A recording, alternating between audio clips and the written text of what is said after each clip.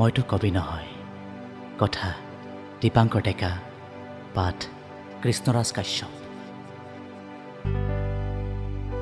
গোলাপৰ দলিচা পাৰিবলৈ এটা ভাল দিনৰ অপেক্ষাত আছো।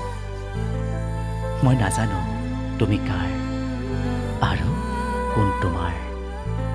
প্ৰেমৰ কবিতা লিখিবলৈ মইতো কবি নহয় তোমাৰ।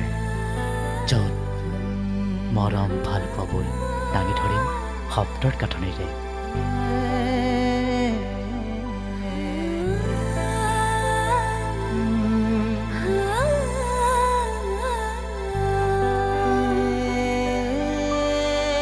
আপোন আপোন লগা, সপোন সপোন লগা আৰু হোৱা নোহোৱাৰ বহু কথাৰে তোমাক মোৰ প্ৰেমত পেলাবলৈ মইতো কবি নহয়।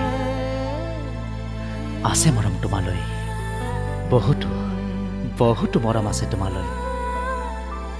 পাৰিম তোমাৰ চকুত চকুত হৈ ভাল পাওঁ বুলি ক'বলৈ, কিন্তু কবিতাৰ ভাষাৰে বুজাবলৈ মইতো কবি নহয়।